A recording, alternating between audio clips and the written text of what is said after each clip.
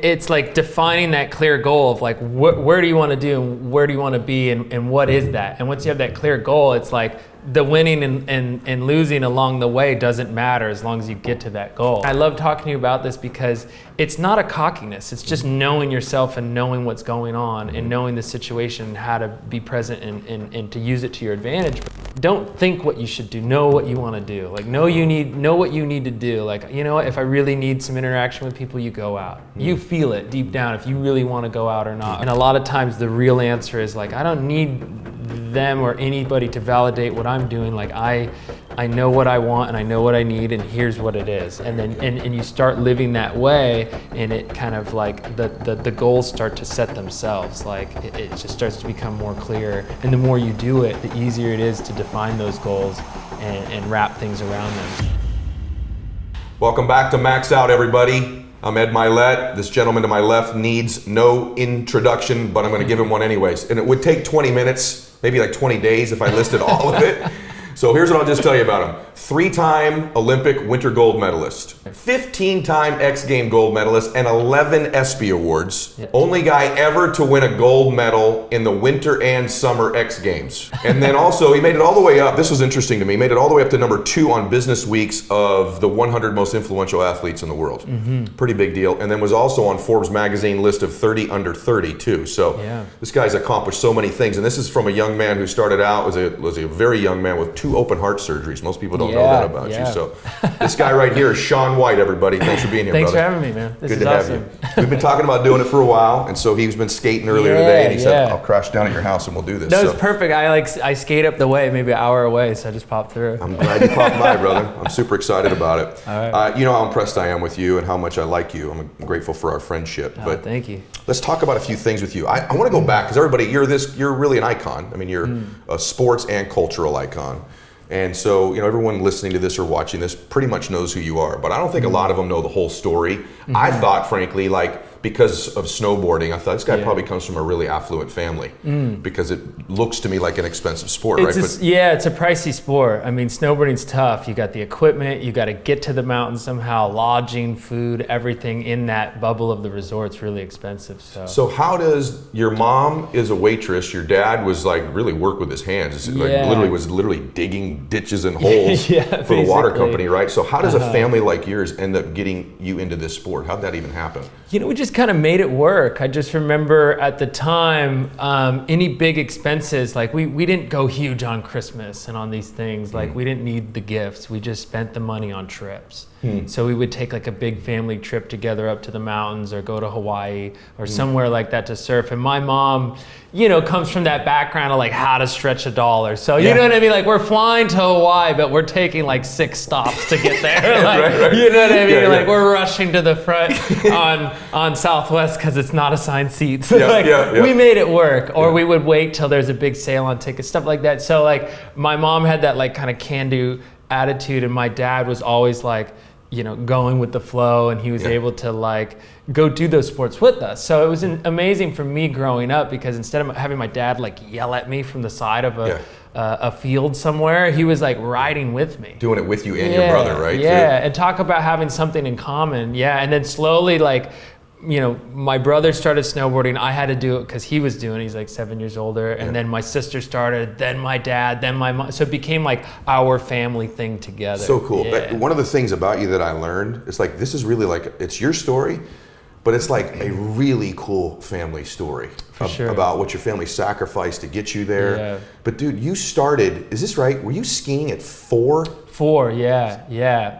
Man, I don't know how it all worked out. We did these like weekend random trips up to Big Bear and Snow Summit. Those are the mountains outside of LA. And, you know, we would drive up there and rent skis and go for it. My dad skied in the past at some point, so he already like was into it, and that's how it started. And then at some point when I was probably like 5.5, 6 years old, my brother was like, I'm gonna do this thing snowboarding. Dude. And I'm thinking, all right, well, whatever he has, I want to do what he's doing. So immediately I begged my parents, and they pretended like they were doing me a favor. They're like, oh, we'll let you snowboard. Yeah, for sure. But they're thinking, okay, like I was that kind of horrible like redheaded child in your neighborhood, like Literally. cutting down your rose bushes and stuff. I didn't mean to cut them down. I just like had a lot of energy, and I was like, oh wow, like what would this be like? That's not gone away, by the way. Once they put me on skis, like I would like dart into the trees, and they couldn't find me. I wasn't allowed poles because I would like hit my siblings. You weren't allowed poles. Yeah, so like it turned into a weapon, and so. They're like, we'll put him on a snowboard and he'll be falling, like we'll keep track of him. And it was true. I was terrible when I first started out. I wanted to know that. I wasn't that great because obviously the boards were so big. Right. But what happened is that everything kind of has a ending destination. And what happened is, since there was no boards my size, my mom called Burton Snowboards. And was like, hey, my son loves snowboarding. He wants to do it, but we can't find any equipment his size. And they're like, oh my goodness. Just so happens we're coming out with the kids line. You should talk to the California rep. He'll give you some product, and there you go. No way. And that's how it all started. So I was sponsored when I was like 6 or 7 at that point. You were sponsored at 6. Do you know how? No, it was crazy. So no one's asked you this before, and it's just because I know people who know you and I. Yeah. I know you talk about your dad, but like, was your mom more the driver of the two, or was it like just sort of a family thing you all enjoyed doing, or did mom? You said dad didn't push you. Did mom push you at all? It's just like everyone was in the same direction, dad was go with the flow, but my mom for sure was the like go get him type. She was the one that was like calling Burton to get the product, and she was the one, when we were on the mountains to make sure like, why don't we enter him in some contests, and like, oh hey, there's someone filming, like why don't you go do your airs in front of him, really? Like those kind of just little things, and it ended up actually like growing my career dramatically. But she was always the one like pushing those angles and things, but they were always very apparent with me. They're like, if you don't like this at any point, tell us. So how old were you when you won your first snowboarding contest? I was probably 6 or 7, and that was a big deal because when Burton gave me my first snowboard, they're like, "Hey, look, it was called Flow Rider, like you get flowed product, free product, and then if on occasion they could help you with some travel money to get to a competition." But they're like, "Hey, look, if we give you these boards, it'd be nice if you guys entered some contests and started to be in the circuit." And it was a race, and I was pretty fast. And at the time, they didn't really even Burton didn't make boots that were for kids, so I used ski boots, and something about the hard boots, like it allowed me to edge really well. So I was fast and I could edge really well, and I won the race. And that was a big thing because I'm thinking at that point in life I was still the like terrible kid in the neighborhood, getting in trouble for stuff, and then all of a sudden like someone put a medal on me, and I was like, oh, seriously, I can win something. Wow. Like I felt empowered, and I felt like I found that outlet for all my energy, and now like my parents are supporting, and my brother and sister also competed at the time, even my dad for fun at one point, but it really kind of like gave me that wind in my sails to like have a focus. It seems to me like there was something to you having this older brother that you almost competed with. Talk about that for a second. Yeah, the sibling rivalry was heavy. I mean, I don't think he really cared, but it meant the world to me to beat him at anything. Yeah. He was better at video games. He was better at board games. He could skate better than me. He could snowboard better than me. Ping pong, anything you name it. He would always win. And so I had always this urge to better myself and get better so that I could compete with him. And that's something to be said because he's 7 years older than me. Yes. So now I'm competing with him, trying to beat him, but I'm 7 years younger. So I would go out and learn these tricks that he was doing and then drop back down to my age bracket and just crush. Dominate people. Yeah. I think it'd be easy for people to listening to this or watch it to say, that's a really cool story. Except what he's actually giving you is actually a recipe of how to be successful. And I want you all to hear this. The first part of it is he found something he loved. The second part of it is it became a family commitment. And so the family was behind it. The third part of it is you picked somebody who was far better than you to compete and run with and train with. And in business, you got to find people that are ahead of you, that are more successful than you, that you kind of run with, that are in your circle, and you begin to match and mirror them in the way they talk, they walk, they make sales, they have ideas, they strategize. It's the same formula in other places. So I just want them to hear a little bit more about the family, and then we're going to get into like all the stuff everyone wants to hear. Tell them about Big Mo. Oh, the Mo. I want them to feel this. I want them to know about this family. You did your research. Of course. So things are starting to take off. I'm now like almost equal with my brother skill wise, and I've got more sponsors, more attention, and I've been on this like winning tear. Yeah. And we're like family of 5. Like you said, it's expensive to make these rounds and get to the mountains. We're like, the only way we think we can do it is to. And my mom had already taken like a loan out on the house, wow. and we were thinking, let's get a van. It's like old school van life. Like, let's hit the road. Like we'll get the van. And so my mom found a van somehow, and it had been used as like a stakeout van near the border to like watch, the border. No and way. And down by Tijuana. And so we bought this van. It was just like awful, like rust color. Nice. Which was probably a lot just rust. It wasn't a rust color. But whoever was in it had like all these cats and stuff, and so we had to like flea bomb this thing, and like whatever we paid was too much. And so, but my mom like, all right, well we're gonna stretch $1. She took it down to Tijuana, got it reupholstered, all the things. We had it painted, and my dad's pretty handy, so he installed like a makeshift kitchenette and like a little sink, and we just made it work. And so you could sleep 5 and you could squeeze 6, which would happen because there would be snowboarders along the way that like didn't have anywhere to stay, and my mom was such a like, you can stay with us, and they're like, okay. Wow. Which is fun until like day 3, you're like, dude, scoot over. Like, I need some space. But yeah, so we loaded up the van and we started doing the rounds, and that was probably the one of the greatest times in my life. Why? Because it was just the whole family together, and we're watching movies. We had like the little TV where you could, with the built-in VCR, and we would just watch movies and drive around from competition to competition, and no matter what happened at the event, like we would all have each other after. So it was kind of like this thing. It was like this built-in support group, and it was just so much fun. And I just remember being just road tripping all year with your family. How like cool, it was man. so much fun. Yeah. And it really kept us as a close, tight family because we had these common threads. But that was the van. And it was a sad day when we outgrew the van. Oh my gosh. I remember I bought my first home in Carlsbad, California, and I was 16, which was epic.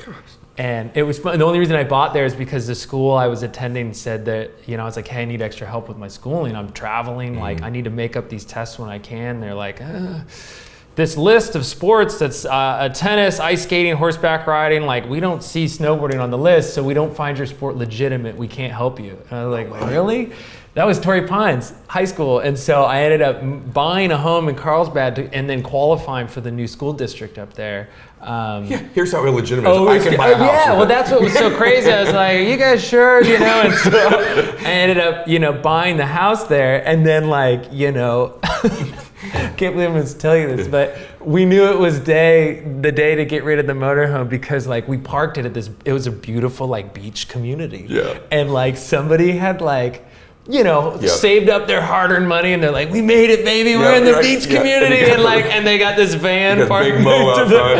and so somebody had like slashed the tires. It was aggressive. We're like, are you kidding me? No way. Like this happy, beautiful, like, Truman Show style, happy community. They just cut the tires. So it's like, maybe it's time. To dump Big Mo. So yeah, we got rid of the van, and it went to a good home. A buddy of ours took it on, but that was the van. Yeah, it was awesome. See, I just want people to picture this. So you and this guy's like, you all see this icon. You see the, only dude ever, just to say that out loud, that's won a gold in the winter and summer X Games. That blows my mind. 3 Olympic golds. And I think they picture this.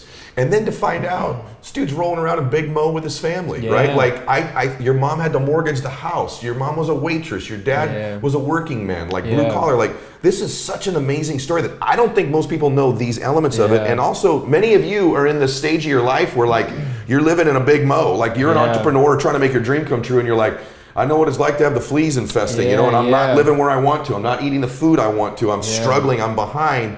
And this is proof that these family sacrifices can in fact be worth it. So. And you mentioned the heart condition in the beginning. I mean, that was the heaviest point of all of it. Is like I was born with what's called tetralogy of Fallot. It's a congenital heart defect, and I have like an oversized heart, so I was supposed to be somewhat sluggish and very inactive, and after the repairs, they're like, hey, look, we did our best, but we don't really know. And so that was the biggest, is that my family kind of let me find my own boundaries. And so they weren't like, hey, you can't go running too much, or you can't, and obviously I picked these sports of like skating and snowboarding and flipping and spinning, but like through all of this, that was an interesting time too, because through success became like, no, I wouldn't call it haters, but like concern from outside opinion of like, you're letting your cardiac kid go do these events, and like I'd have these huge injuries and come into school with big black eyes and things, and like we started getting like backlash from the community because in California or like Southern Cal, like, you know, it said on the list, it wasn't a sport that people normally do. And so, and there was no Olympics at the time. X-Games had just started. It was like kind of a Hail Mary at that point of, is this really going to work out? Will there be a future in this sport? And so on top of like, you know, making ends meet, there wasn't that clear, you know, if your kid gets into football, cool, he's going to get drafted and then he's going to get his big deal. Path. There's like, you know, even basketball stars now, like they're like, hey, let's just save it for the big league. You know, like let's wait till I go pro and then cash in, because it's not worth it now to get hurt in the high school or college years. But yeah, so for us, it was that was like another element of it, and that's why we were so like the underdogs in the situation, because, you know, we were happy with whatever we got at that point because we came from these kind of humble beginnings. So cool, dude. So every step of the way, any big thing, like, dude, when I got my first like hotel suite, like somebody put me up, I was like, oh my God. Yeah. Like backflipping on the bed.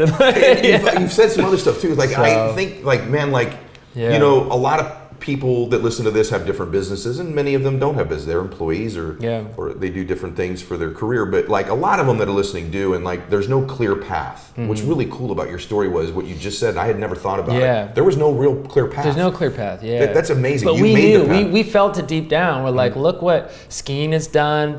What if the Olympics took it in? What if this happened? You used to think that before. Oh, for sure. And then we knew that, like, and there was whispers of it at the time. You know, I was in the loop. My parents were. But I just remember knowing what my parents made and their income every year, and then thinking, wow, like if I just did decent in this sport, like for enough time, it just felt so appealing to me. Did you ever feel any pressure, Shaun, like to take care of your family since they had sacrificed so much, or did that never enter? No pressure, but I just wanted to. You know, it was family. It was just, that was it. You know, it was like in the van, we're making it happen. And so like, no matter what, I mean, I would get a hotel room comped by somebody, and it was like the all-you-can-eat breakfast, and I would be like filling the bag and like taking it back to the van. It was like we were in it together, you know? Oh my gosh. And so that's amazing. So yeah, it was like every step of the way was family. So like the day I was able to pay my mom back that loan on the house, that was awesome. It was about $50,000 she took out on the house, and I was able to give that back to her, and I felt so proud and so excited. Because I know the story. Is that from that one contest where like the guys wanted the purse and you're like, oh, no? That was a heavy one. I don't know if it was that one in particular. I think it was years later when I really I'd started making great money. I'd signed a really big contract when I was 14. So just so everyone gets this, turn pro at 13. Turn pro at 13, in snowboarding, 17 in skateboarding, right? 17, 16, yeah. But so you find the first big deal, you signed your first big deal when you're 14? Yeah, it was an interesting time because, you know, my parents were my agents. So it was kind of like they'd go in and they're like, well, you know, everybody thinks their kid's great. You know, like, I love my dog. Look at his photo, but there's a lot of these things running around, like, you know what I mean? And so my parents were like, okay. And it finally got to this point where I'd gone pro, and, you know, it was undeniable that I was on this trajectory. And at that point, I almost left Burton, because the company had changed so many times over the years. Like everybody rode for Burton at that point. It was kind of blown out. Like everybody was sponsored and getting product. It was like the heyday. Everybody was on there. And then they really tightened up the group and made like a global team and a B team and a whole thing, and put me on the global team and decided to like pay me. For real. Yeah. And so at that point, my mom's like, you're gonna be a millionaire. I was just like, you know, and I'm like eating my peanut butter and jelly sandwich, like, oh, that's great. Amazing. So like, amazing. And that's my favorite. That's literally like, I loved, it was still like family, man. So even in Japan, that event, there's an amazing photo because, so I flew all the way out there and these competitors, they were getting like a per diem to be there and their travel was covered by their sponsors and all this stuff. And so they're in Japan, they're in Tokyo, like partying, having fun, good. They're living their lives and that's great. But like we had to scrape to make it there. And like, again, we're filling the food bag at breakfast and bringing it up to the room for the family. And the next day of the competition, you could tell people were probably a little hungover, jet lagged, and not into it. And I had trained really hard and just learned this new secret trick that no one knew I had. It was called the Cab 900. I'm so excited to unleash this big trick, and I get there and they're like, let's call a team, riders meeting, and I think everybody agrees we should split the money and just put on a demo for the people. Like the jump's not that great, we're not feeling it, blah, blah, blah. Because they knew the price purse for first was so big, 50,000 down to like 20,000 down to 10, and then like no one got paid below it because they got the per diems when they showed up. And so I'm sitting there thinking like, wow, okay, music to my ears. You're all hungover and I can kind of tell. So this is probably the best chance I have of winning. And two, like, my family I needs have this big trick, and three, like I'm doing the math and I'm not even gonna break even if we do split the money. So. For my expenses to get out there and whatnot. And I had to like sit there for a couple hours and be the only one. I was 15 telling these like mid 20 to 30 year olds that like I was not gonna split the money, and they just started to haze me. They did? Oh, for sure. Well, yeah, like lovingly, jokingly, but seriously. So there's like this big sign with all of our faces on it, the writers list. And I put my headphones on not to think, and I hear them laughing. I look over and they're drawing like dollar signs on my eyes and doing, you know what I mean? They're like, dude, if you don't split the money, no one ever wins it that doesn't split the money. You should, everybody was kind of on me. And I just stuck to my guns. I was like, I'm gonna do this. And I saw it through and I actually won. And that was one of those first major wins for me. And that was after upset of not qualifying for the Olympics. Like I was teed up, like I needed this big win, and I held strong and I won. And they handed me like $50,000 in yen, piles of yen, and I have the most. So back to the peanut butter and jelly, I have the best photo of like, what do you do when you're a kid and you get 50 grand? You spread it out on the bed. Did you? So like what do you get your Halloween candy? Like dump it out and spread it around. So there's a photo of me like eating my sandwich and like grinning at the camera with the beds just covered in cash. And that was just like one of those things that we're like, we're doing it. We're doing the right steps, and I stayed true to who I was and thought and everything, and I believed in myself, and it all worked out. You know what I mean? It truly, like, I had a plan and a path, and I wasn't swayed by others. Like, and man, at that time, I wanted their acceptance so badly because I was the kid. I was the 13-year-old that went pro. And so like no one really took me serious in the beginning because I was so small. And I couldn't wear the pro clothing because I was so little. I was wearing Burton's sub brand called Backhill, which had like, their logo was a bumblebee. And I was like, you guys, we gotta talk about the bumblebee logo. Like, you're killing me. Yellow pants, like no one's taking me serious, man. I'm like, dude, okay.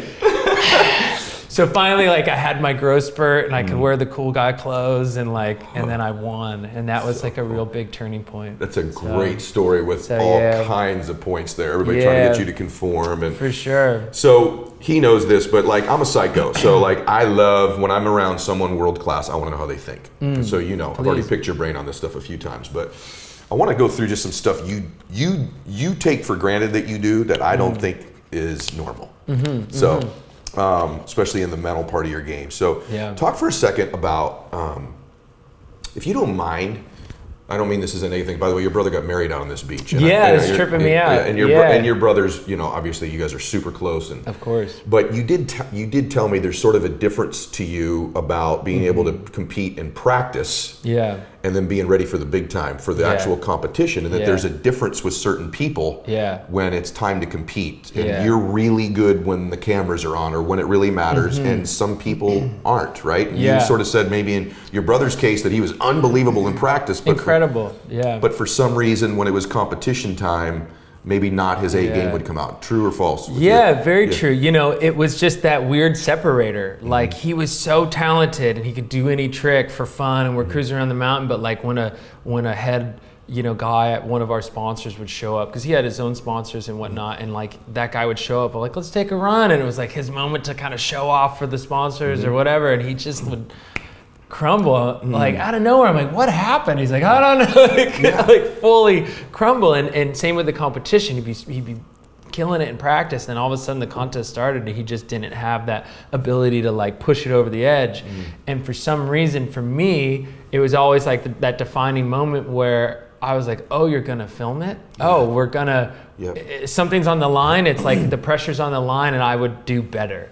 Well, can I tell you one of the reasons? It's something you say every time. I want to say to you, because I think it's all in how something's framed in our minds. So for you, when competition came, you've said this like 11 times to me, and you just said it again. You said, it's my chance to show off. And so, but a lot of people look like, they increase the pressure. For you, it's a chance to perform and show off. And for people that are listening to this, it's like that speech you have to give or that client you have to go see.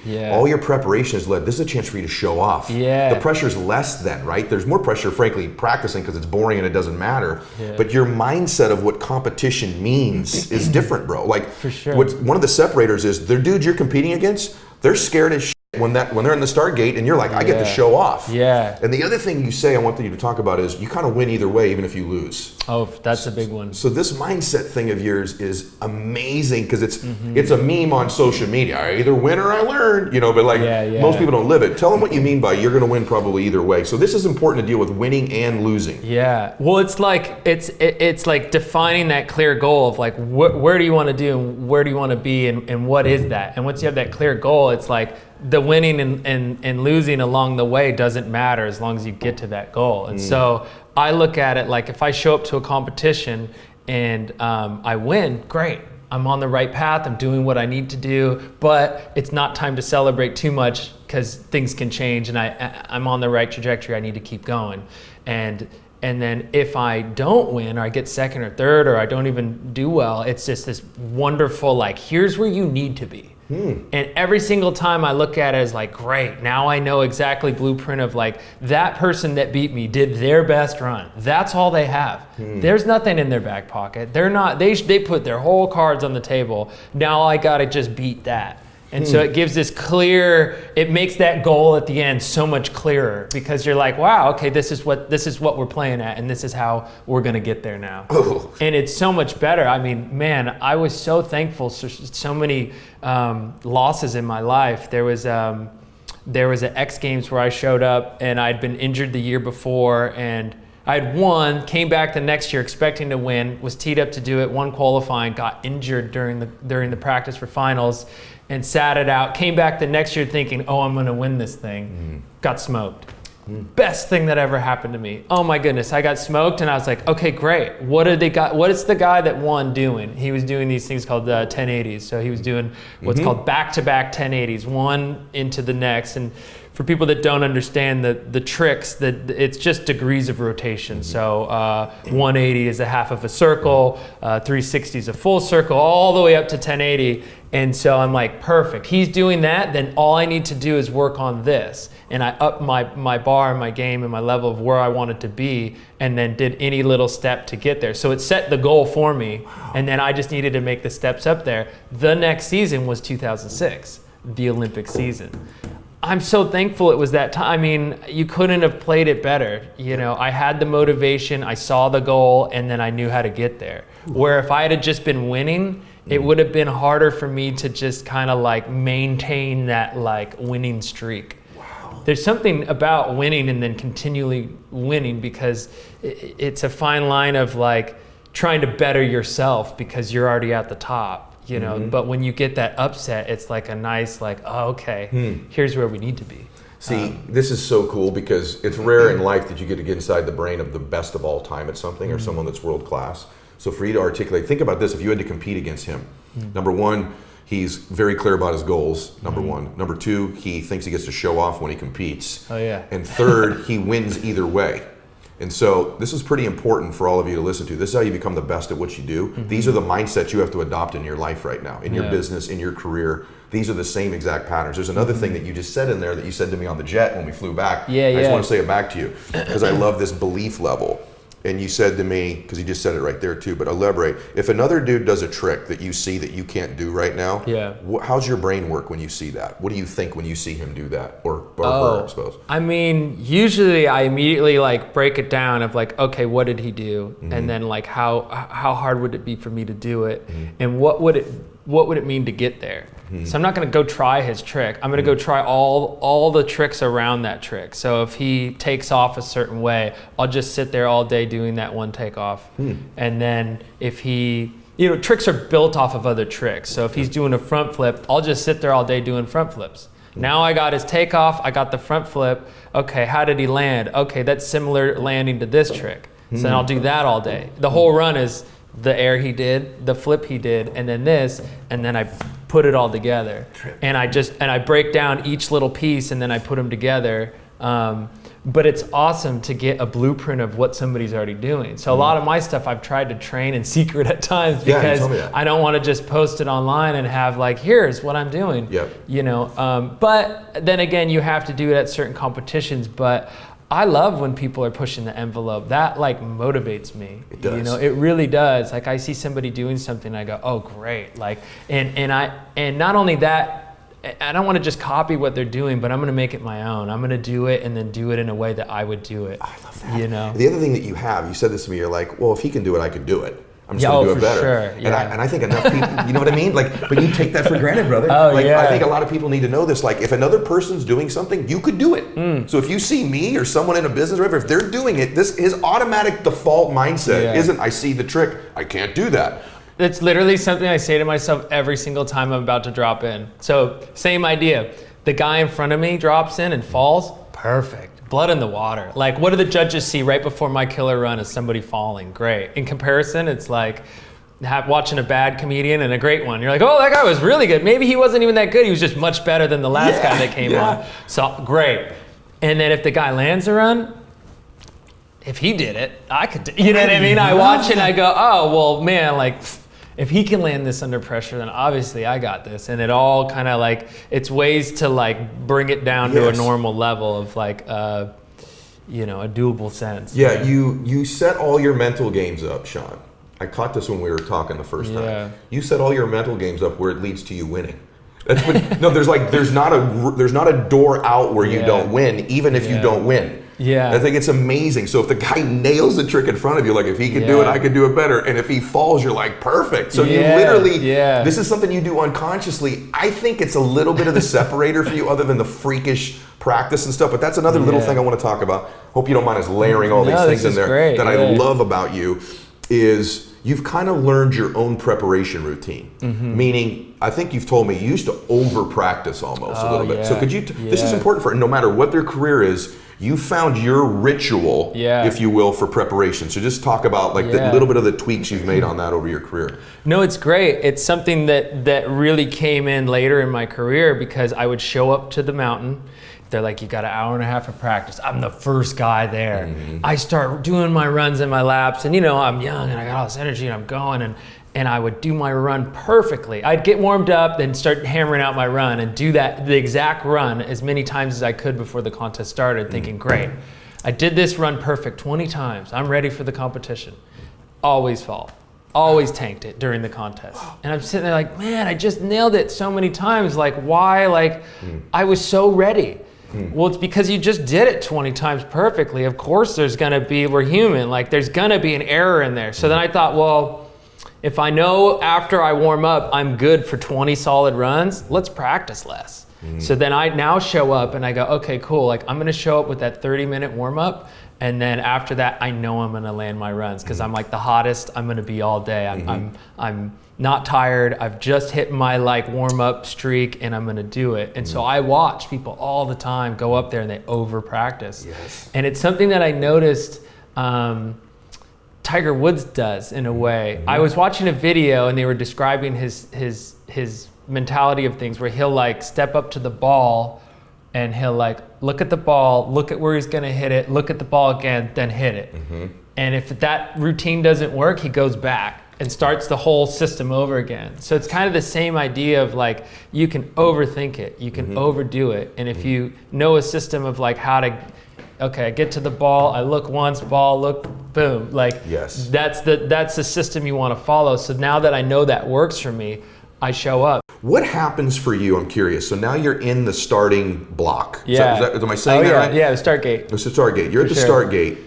What are you doing when you're there? You know, you've told me this already, but I love this. My mind's racing as you're saying that because like, well, literally the last thing you won't find me at the start gate. If it's not my run, I'm taking laps. I'm free riding around the mountain because I don't want to sit there and like watch the counting clock going down and it's like, oh my God, here's my run. You don't want that. You want to show up like you just took a lap and you're fresh, your legs are fresh, and other riders have started doing it and I see them all now like following me around the chair. Like, oh, okay. Because if you sit there, it's too much to just sit and like watch this, oh my God, this countdown to your moment. So I take free riding laps around the mountain, then I show up, check in, how many more riders? 10 more, cool, I got one more lap, come back, get my board waxed, I show up, and then in the start gate, it's an interesting time. So the guys you really want to see are toward the end because after qualifying, they're seated on the rankings from the day before. So when I'm up there, I usually get 3 people out. And after the first of the 3 go, I put in 1 binding. Just put in 1. It's this specific. Oh yeah. And then after the second guy goes, I put in the 2nd binding. And I don't really watch those 2. I kind of glance, but I kind of like thinking to myself of my run. I'm thinking of, you know, things and talking to people and anything to kill the time. And then the 3rd and last person drops and I watch that one. And I'm waiting for like what we talked about. I'm waiting for the, oh, he made it so I can make it, or he fell perfect, you know, and that's my moment. And what's wonderful is the power of music. So when you're standing there, you can pre-pick the songs you want to play over the pipe, or you have, you know, Beats headphones in, whatever. And that nervous anxiousness, like think about you're standing there at the top and all of a sudden like, you're contemplating all the things that could go wrong, which usually I've gotten to the point where I don't because that's just such a useless waste of my time to think of all the terrible outcomes. You know, you just want to think of the like, I'm gonna win it. That's it. You focus on the goal at hand. And then this song kicks on. It's like your favorite song. You're like, wow, this is the soundtrack to my life. You're like got a soundtrack now to your greatest moment. You're like, this might just be my moment, my time to shine. And all those things, those like awkward feelings turn into these positive build, and then they send you. And then I have a little routine of like high-fiving my one guy and usually playing the same song because it's a trigger. Yes. So it's like 1 foot in, 2nd foot in, that guy goes, whatever happens, check the score, high-five my guy, and then go. And I don't really miss a beat. Like when they tell me to go, I'm like ready to go. Or if I'm not, I'll take an extra minute, like the step up to the golf swing. Like I'll kind of readjust, put my goggles, listen to the song, then go again. Dude. But yeah. One of my favorite things ever covered on the show. What's up? That's one of my favorite things we ever covered on the show. Because one, I watched your whole physiology change when you did it. It looked like you were ready to go. Like, okay, I get like. It did. It shoot you and put you back in. So I don't know that version of you. Thank God I wear a mask while I'm riding, because I'm like, I'm not normally, in my normal life, I'm pretty mellow. They're like, you need to like jump out of a plane and feel alive. I'm like, no, dude, I'm like having tea at the Soho House. I'm very mellow in my normal life. Until you just went into your routine. You put me in the situation and it's like something's on the line, people are watching, and the pressure, and then I have that moment to, I guess, shine or show off or deliver something that I know I can. Its ability to shrink focus in the moment needed, and that routine. So if you're listening to this, what's your routine? Before you make your presentation, before you make your call, before you get into work, what's your routine? You have that song? Everybody should have that. I have it too. Like when I speak, there's just every time I speak, Thunderstruck comes on. Every single time, if I speak, that's what comes out. It changes my state. I go into my little routine. What about last thing on this stuff? Just because you're excellent at this, I just want it's rare in your lifetime you get to listen to someone who's the greatest all time at something. And I know you always get humble when that's said, but it's a fact. And I always look down. I'm like, I know, oh, yeah. So, but like, what's I got to give myself some more cred. You do. Well, we're just in the beginning because there's some stuff. Well, I never did because I was so hungry for the next win that I was so scared to celebrate. You know what I mean? I do know. Most recently, my girlfriend was like, "Where are the trophies?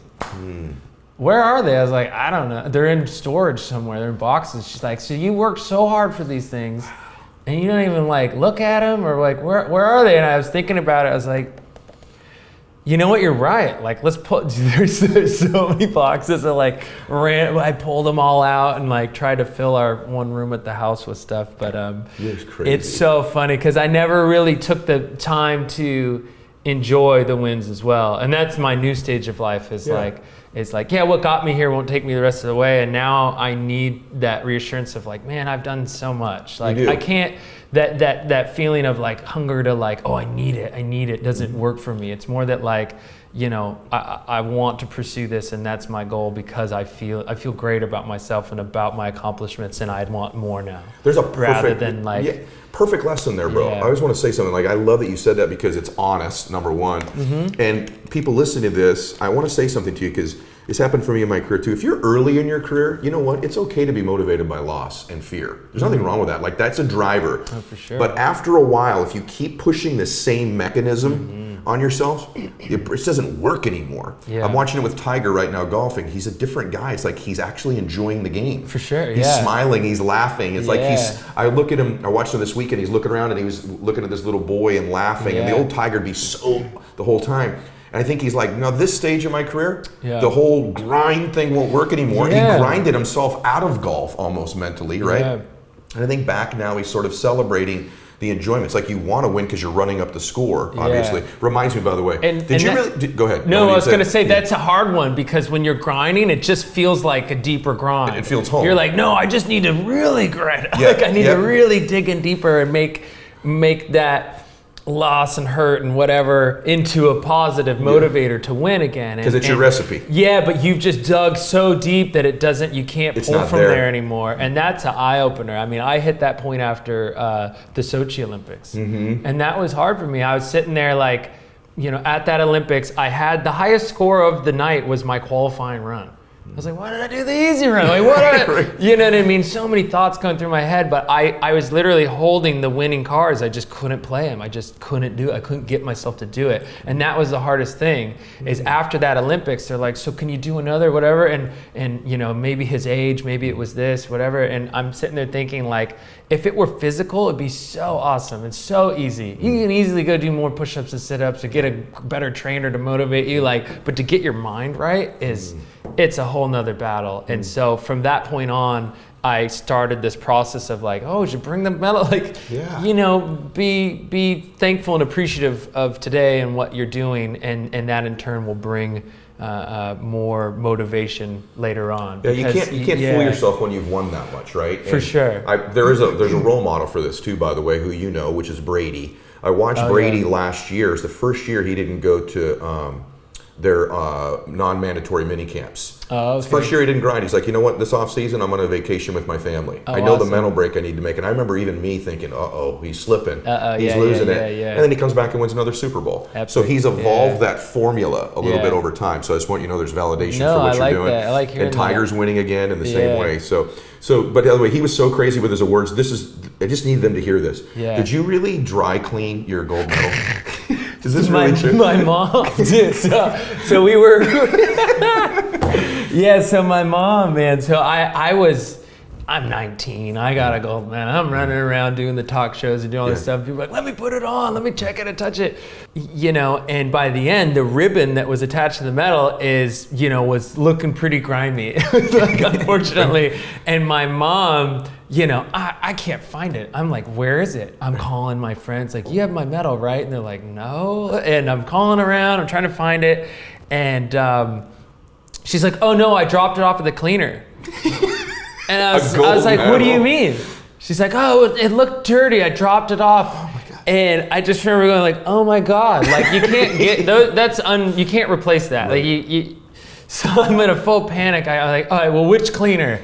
like, okay, well, it's this one. So we go over there and they're like, oh yeah, it's ready. And they literally handed it to me in the plastic on the hanger. And she was outraged that that piece of fat, they charge us like $5 or $10 to have it clean. And she was like, $10 for this much She's fat. still spreading the money, just like the old days. Are you kidding me?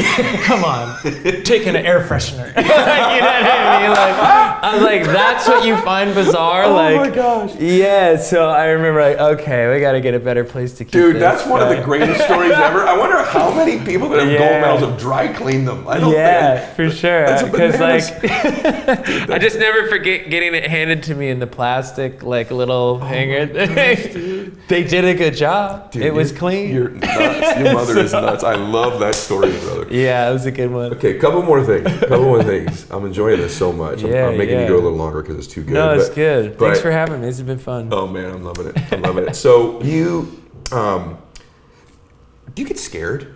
Like we forget, like you're in a really dangerous sport. Dude, I watched your crash in New Zealand. Yeah, that was rough. Was that the worst one, or was there the other one? I seen another one that was pretty. You got 62 stitches. Yeah, in my face. In your grill, right? Like, yeah. Like. I would say it wasn't the worst pain or the most recovery time, but it was the most mentally jarring. I would say for sure. How so? Just because it's like your face, you know, it's like it's uncomfortable to have stitches, to have I bit through my tongue. I could still feel it. Like it was numb forever to eat food. It's still slightly numb. Like it's just every day the constant reminder of something, you know, looking in the mirror. So that was rough. And you know, because if you break a bone or if you tear something, it needs to be fixed and replaced, you know, reattached or whatever. Like it's more involved, where, you know, scars and cuts and bruises heal a lot easier. But obviously since it was in my face, I was just like, okay, now what? I'm like trying to brush my teeth and I'm just spitting up, you know, stitches falling out of the inside. What's the next run like? You just had that happen. Is it key to get up as soon as you can, or? I was furious at that moment. I wasn't hurt. I wasn't scared. I was mad. I was angry at myself because I knew the mistake I had made, and I was the most upset that I couldn't just get up and do it again. That was my first thought. The worst thing that can happen is you let it build into this big, untouchable thing. Yep. And that's what happened. I had to be rushed to the hospital. I'm bleeding. They got to put my face back together, and I didn't realize at the time, but I had these very severe pulmonary lung contusions. So my lungs were bruised, and your lungs are like these big sacks of blood that, you know, when you breathe, you take in the oxygen and it sends it through your body. And I had bruised those so badly that I was coughing up blood, but I thought it was because I had, you know, I had swallowing blood from my lip and my face. And so that was like a fun surprise later that I went back to the hospital and they're like, you're not going anywhere. You need to go back up. And I put me on a breathing tube. And, oh my gosh. Yeah, wow. Yeah. It was a breathing tube with like humidifier, you know, hot air coming in, moist air to loosen the blood and make sure there's no clots and things. And I had this fun bucket that I would, you know, cough up into. And that was rough. I mean, that was just definitely being so far from home, being injured. And I took a crash on the trip before that. So this was the trip of like, we're going to set it right. You know what I mean?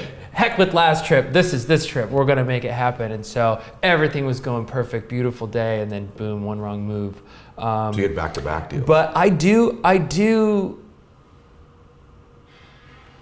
know if I would call it, I get scared. I don't know if I would call it that though. It's more of just like reading the situation. Like I know that like I didn't get enough food or I didn't get enough sleep. The conditions aren't really the best. And, you know, I don't know, you walk in somewhere, ever get a gut feeling like, this isn't, something's off. Like that.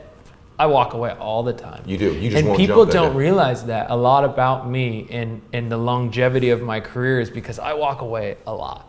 You do. When it's not good, I walk away. I have to know myself and know my boundaries. And like I said earlier, is like, what's the goal? And the goal of my career is a marathon. It's not a sprint. It's not to appease a sponsor at this current moment or to win this one contest. There will be other contests. And so it's having the kind of you know, when we were at that event and they were talking about having the guts to like ride the crash of the economy and buy deeper knowing it's going to go back up. Like, I have to believe in myself and my cycle of my career and my longevity that like I will get to, you know, more competitions, more things, more moments to shine. And when it's perfect, then I'll do it. But getting hurt right now doesn't really benefit that long run. Wow. And so there's plenty of times I show up at a photo shoot, something like that, and they built this giant 90-foot jump. It's kind of breezy, a little uphill. Like I can see they put these flags that blow to show what the wind's doing. Because I think you're going that far and you got something on your feet, it becomes like a bit of a sail. Yeah. So if it pushes you the wrong way, it can put you off axis and then you go down. Or, you know, if it's an uphill wind and you're jumping, it'll push you back.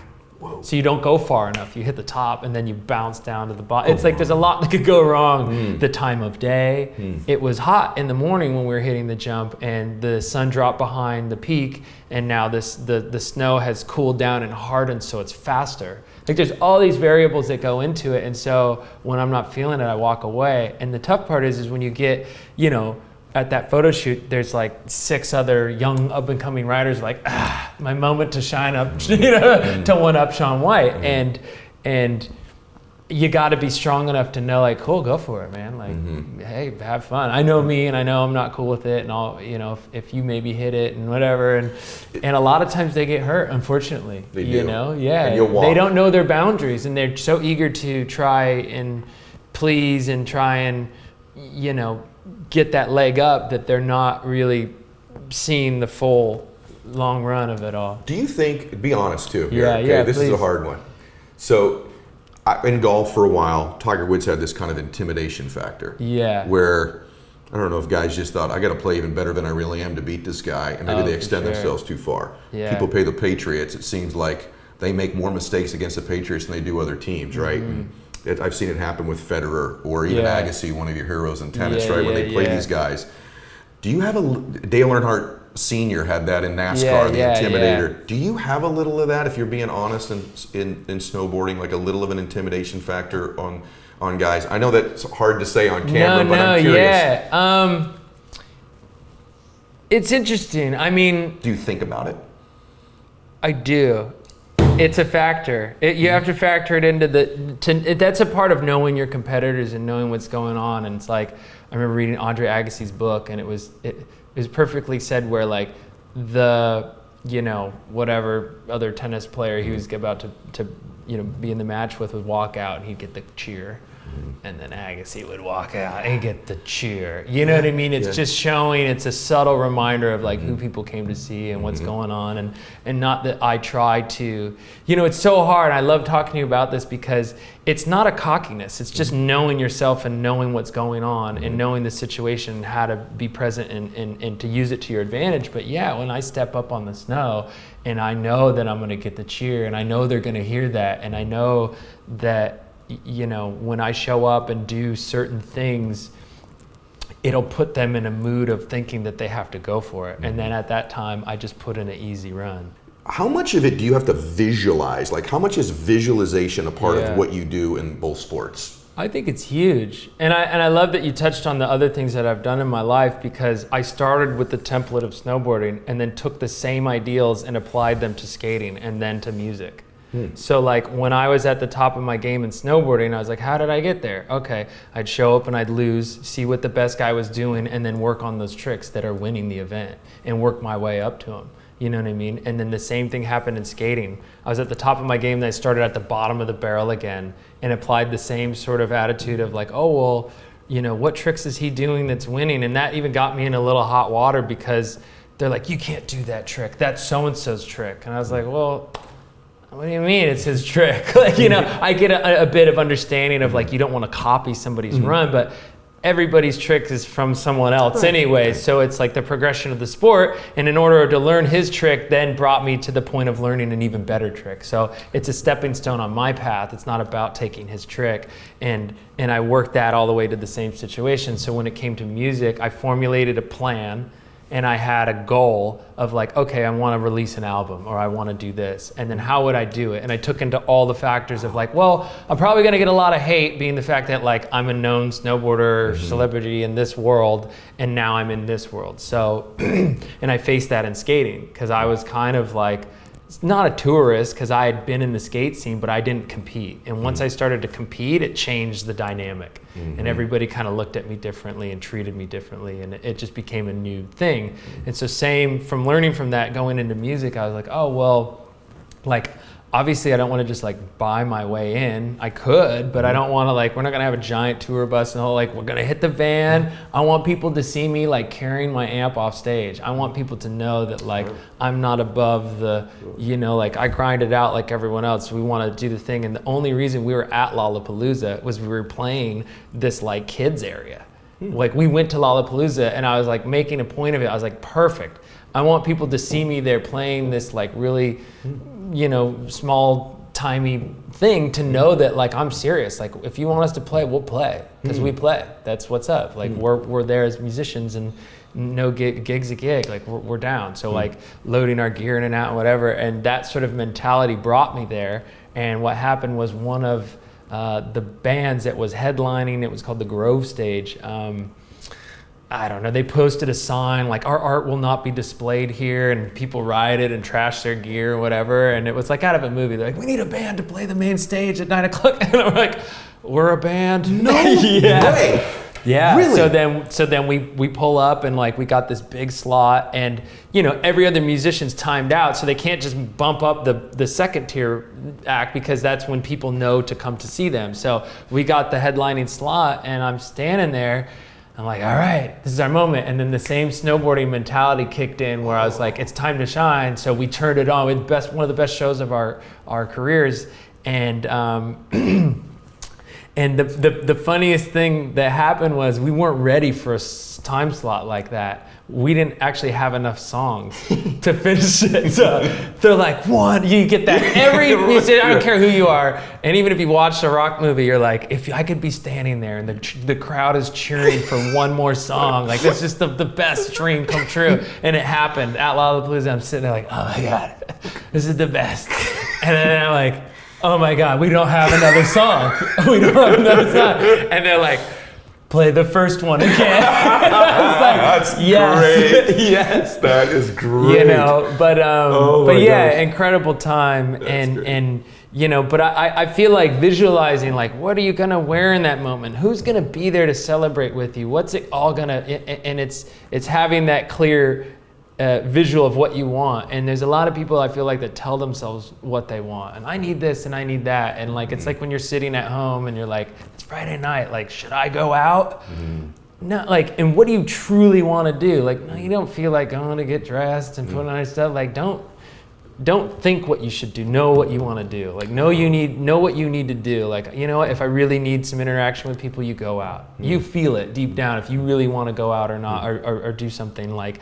And a lot of times the real answer is like, I don't need them or anybody to validate what I'm doing. Like I know what I want and I know what I need, and here's what it is. And then and you start living that way, and it kind of like the goals start to set themselves. Like it just starts to become more clear. And the more you do it, the easier it is to define those goals and wrap things around them. So I'm very visual. I always like have all these little details. It's kind of crazy, too deep. Like how so? Like what's crazy about it? Like, man, so so after the first Olympics, I remember looking at the photos of myself and I was like, I look horrible. My hair was like all crazy, you know. I'm like ugly crying. You know, bring your family. Yeah. You know, like, I love you, Dad. You know what I mean? Like, you're like crying, and they put you on stage, and I just remember being like, oh my God, like, and those are the photos seen like around the world, and obviously I'm proud of that moment, but I could have, you know, you're young, you're worried about your image and whatnot, and so I was like, if I did it again, like, this is how it would go down,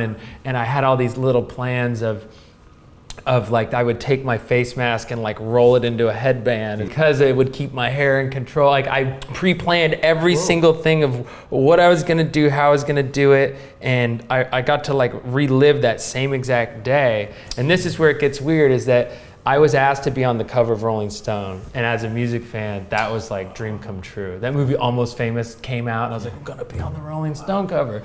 And so I'm super excited, and I remember being on the cover, and they're like, take your shirt off. I was like, my 19-year-old like freckled boy body. I was like, is this what you want? Like, I don't know if this is what we want. And I remember seeing it come out, and like the headline wasn't super cool. It was about like my nickname at the time, and like, and I was like, if I did it again, like what would I be wearing and what would I do?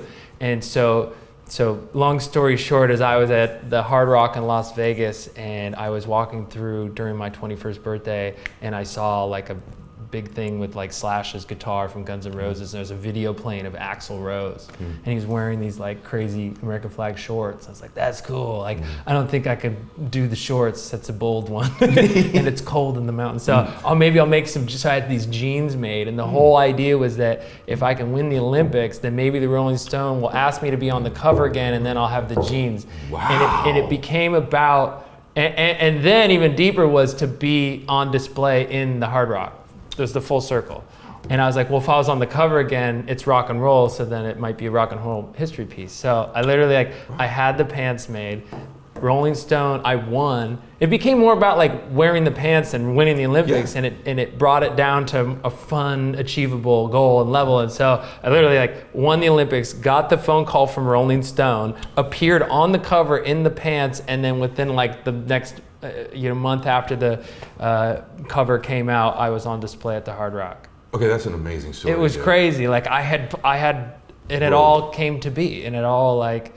Whoa. So there's such power in like, the details and what you're gonna. I don't know. No, I mean, I only say that because it's literally happened for me. Yeah, I got chills. I got chills because what you just it's nuts. But I believe I know it happened, and the other thing is. See, the really most successful people I know are like hyper visual, repetitive, specific visualizers. Like it's so specific. I think a lot of people think they visualize, but it's the specificity and the details of picturing through. And the other thing is a lot of times they picture the celebration, they picture the win. They almost like the win's almost gonna happen, and then they think through it. And it's amazing. I've had a lot of events like that, nowhere near that great, obviously, but like things I've visualized many, many times, and then as they're happening, it's almost like a deja vu thing as it's happening. So that's there's so many things in here. It's like we'll end up going 3 hours because it's bizarre to me how many of these things like apply to everything in life. The other thing I want everyone to know about we'll do a part 2. We need to. Well, we talked about doing that later, right? Yeah, because I got stuff coming up. I know in the future. So we're gonna. I want everyone. We're talking about the coming up, and then we'll be done. We're just gonna hint, but we won't cover it, and then we'll put a wrap. But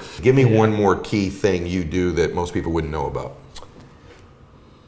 For me, I think the biggest thing that pops into my mind is like finding the separator. Finding the thing that's gonna be different from everyone else. So like when you're watching someone's run, a great example, I was at a big competition and they had these 2 jumps that were side by side. And earlier on in the day, we'd heard a rumor that one of the main riders, his name's Travis Rice, he tried to gap between the 2 jumps and didn't make it. And now no one else tried it. They just heard that someone couldn't do it, and then they all kind of like gave up. And in my mind, I was like, that's where I'm gonna make my move. Even if I just do something over that, you're gonna look at the run, and what's gonna separate it from everybody else is that Shaun did something on that specific hit. And I truly believe I wasn't the best rider that day, but I had that thing in my run that separated me from everyone else. So at the Olympics, I mean, that was it, this last Olympics in Korea, I remember sitting there thinking like, wow, I was supposed to be leagues, hopefully I try to separate myself from the pack with a trick that just some people can't hang with. If I put it down, I'm guaranteed to win. But since I was injured, it leveled the playing field. So I was thinking, well, what's my separator gonna be? What's gonna be different? So I decided to do my hardest trick right out the gate on the first hit to show that, I'm coming out swinging with that sort of thing where my competitor did an air on his first hit. So you're left with this impression of like he came out, he did the biggest hit of his, run right there off the bat, the hardest trick, hardest combination, and then I ended with the hardest combination. And what were you left with? So it's that separator that you can find, anything to kind of like make you stand out from the pack, and that's what you want. That's huge. So everyone listening to this, you gotta be thinking, what's your separator for you personally, for your business, for your product, for your company, for your family, for something in your sport, what's your separator? That's really good, brother. If you're all, you're all selling the same thing, but what's going to be that one unique thing that makes yours stand out more than everyone else? Is it the packaging? Is it the, I always find that that's that thing. And even in my career as like, the way I look, like I had long red hair, and so like they're like, oh yeah, he looks different then, so I just grew it even longer. Like I became, I looked different. I did things differently. If everybody was going to show up wearing hoodies, like I would show up in like a nice suit or something. Like any little detail to kind of like put me in a different, bracket or a different place. And then when you start doing that, everybody else looks at you different, like, oh, he's different, he's special, he's I don't know, I feel like there's more to it than just competing. Obviously, like you said, there's more, there's layers to it. Wow, man, that's outstanding stuff. One thing I also want you guys to know about him that we're not going to have time to cover, but he's not just done this in music, he's also done this in the business side of his life and in the investment and financial side of his life. Without being very specific, he's a very, very successful man financially. And one of the things that I admire the most about you is it's your humility. So I've been with you. You treat someone at Chipotle exactly how you would treat one of the more famous people that we both know, right? You just for some dude who's been this successful this long, for you to maintain. We did hit Chipotle. We actually did hit Chipotle. That's a real place we've been together. It actually happened. We actually have it. Remember when the driver left us? By the way, I we're standing on the know, side like, of the street. where is this guy? We were literally standing on a corner, me and him in Canada. But we were pretty happy. We're chowing burritos. But you treat everybody the same. But that humility. He asks a lot of questions, guys, about business and investment and how to move his life forward. And that only comes from being humble. And I think that same formula of you picturing it, putting the group together, and it's just the same exact formula. But everyone will kick my butt if I don't at least ask you towards the end about skateboarding. Oh, please. So this guy's obviously become an icon in the skateboarding world as well. And people kind of want to know, I know you can't answer this, but I'll just say this. You were skateboarding before you came here today. I was, So people are kind of curious. What would you tell them about where you're heading in skateboarding? And then I'm just curious, the second part of that, which sport is harder for you of the two? And then, so tell them what you're doing with skateboarding to the extent you can. And then which sport's harder? Well, to bring it back, I mean, so for the first time ever, the Olympics, for the Summer Olympics, will host skateboarding, surfing, I think rock climbing. Those are the new sports that came into the Olympics for the Summer Games.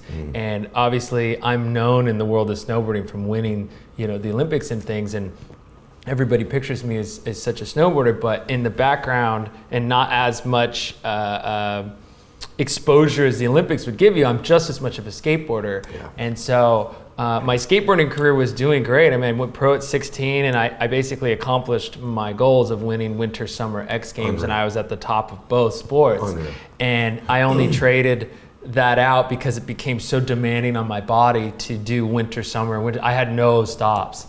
And I thought, wow, what an amazing thing to trade in music during that time. It's the new frontier for me to do something. And at the time, it was beautiful because it was the only team element thing I had. So it was a nice contrast to my life on the snow, being this is my thing, me. This was like, what are we doing in our collective sound, and how are we getting it done? So it was a nice contrast to my life at the time.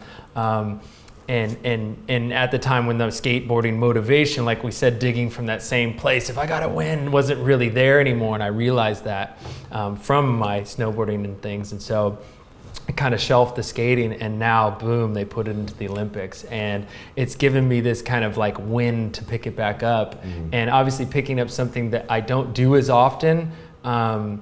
It's so, everything's exciting, everything's fun, just, being out skating different parks and making new friends, because everybody I skated with at the time skates vert. And so I should be clear about that, is that vert skating is like Tony Hawk and myself. That's how I competed on these big ramps. Very similar to snowboarding. Right now they're doing park, which is like bowls and corners and hips and rails and things like that. And so it's a different discipline, but I can take a lot of what I learned from vert and bring it to the bowl skating. And then I've skated things like that my whole life. So it's an interesting time. And I haven't officially decided to go for skate, but what you talked about earlier, Tom Brady taking a break, I realized that after the Olympics, nothing compares to it. The excitement, the drive, that every single moment in your life has meaning and purpose because it's leading up to this moment. And no matter what, win or lose, you're left with this like drop off.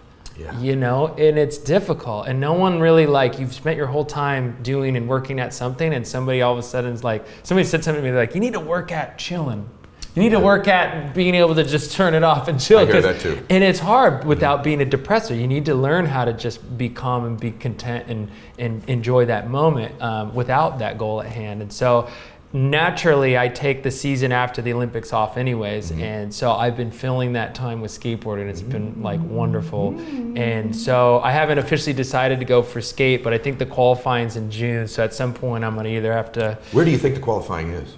I think the first one will be the Dew Tour event in Huntington. I think it is too. So you gotta come. Okay, you gotta come through. Well, if you end Big up there, sign. I will be there. Yay! Max out. Max out. Right. So that's sort of a hint as to where you're going. Yeah. So brother, like, I've enjoyed today. I can't even tell you, man. I knew this would be great, but I just enjoyed it so much. But I want everybody to be able to follow you, because we're going to be able to, you know, the folks in my audience are already fans of yours, but not all of my audience follows you and vice versa. So where do they find you? Where would you like them to be kind of following your journey, whether it's skateboarding or snowboarding or business or music or whatever it is? Where should they find you? You can find me Shaun White on Instagram, SHAUN White, and then same on Twitter, and then I'm kind of at a pause right now after getting some inspiration of what you're doing. I really want to dig deeper and have quality, cool content that I'm putting out, especially for this lead up, you know, to the potential Summer Olympics or even the Olympics after that for the next winter, if I decide that's what I want to do. But yeah, so I'm going to dig deeper into YouTube. But that's a exciting place for me where you can come check out what I'm up to and see a little bit more about what my life's like. So stay tuned to him on Instagram, guys.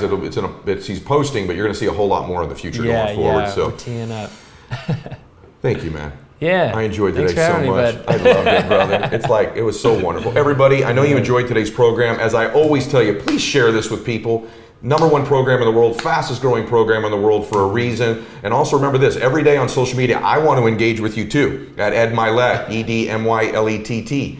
And the reason I want to engage with you is because I want to know what you're thinking, what you're going through. It helps me create content, tells me which guests to bring on. So many of you requested Shaun after you saw us together in Canada, and I got him for you.